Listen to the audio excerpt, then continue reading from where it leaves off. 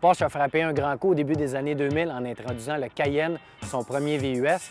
Il a répété le geste en 2009 en lançant la Porsche Panamera. C'est devenu la première berline à 4 portes de la marque. Depuis ce temps, elle a connu un grand succès. En fait, certaines années, il en a vendu au Canada pratiquement autant que des 911. L'an passé, on l'a remanié entièrement. Changement esthétique à l'extérieur, changement également à l'intérieur. Et cette année, on a droit à 2 nouvelles livrées. La Panamera Turbo S hybride qui devient la plus puissante, mais également la Sport Turismo qui, pour une première fois, apporte une nouvelle configuration pour le modèle. Donc, la première grande nouveauté, c'est la Panamera Sport Turismo. En fait, c'est un véhicule qui est fortement inspiré du concept du même nom qui avait été introduit au Salon de Paris en 2012. Ce qu'on a voulu faire, c'est surtout rehausser l'aspect pratique du véhicule, un commentaire qui avait été apporté par nombre de propriétaires. Alors, de l'avant, la voiture est identique à la Panamera régulière. Par contre, à partir du pilier B, celui entre le passager et le conducteur, c'est là qu'on a opéré les changements. Si vous remarquez à l'arrière, ce n'est plus une berline, mais on a apporté beaucoup plus l'aspect d'une familiale. En Europe, on appelle ça un shooting brake.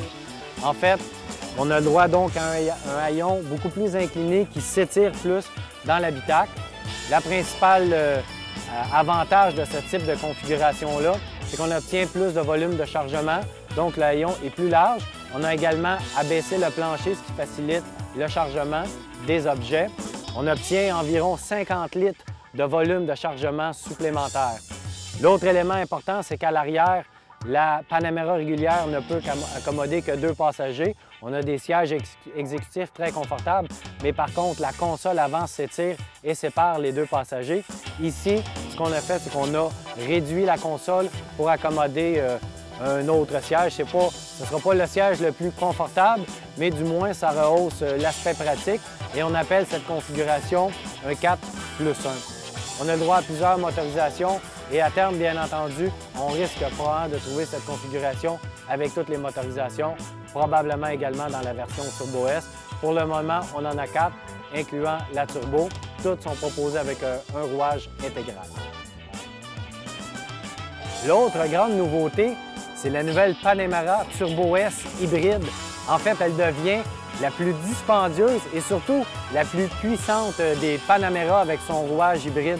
Ce qu'on a fait, on a pris le V8 de 4 litres biturbo qui développe à lui seul 550 chevaux et on lui a greffé un moteur électrique de 100 kW qui lui ajoute 136 chevaux.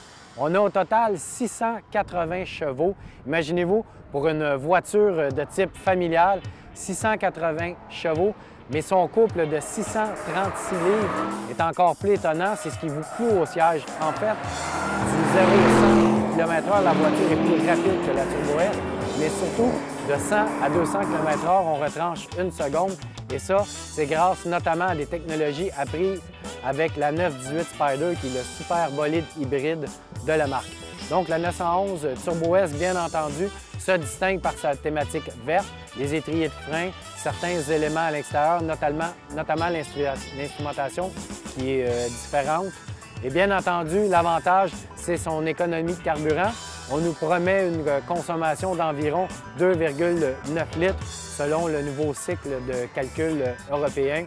Ça demeure une voiture qui allie, certes, côté verte, mais surtout les performances. Si vous n'aimez pas les VUS, vous aimez une voiture familiale dotée d'un look sport, racé et exotique, mais qui peut aller s'amuser sur une piste sans problème et laisser dans son sillon d'autres sportifs, la Panamera Turbo S hybride peut être une voiture de choix.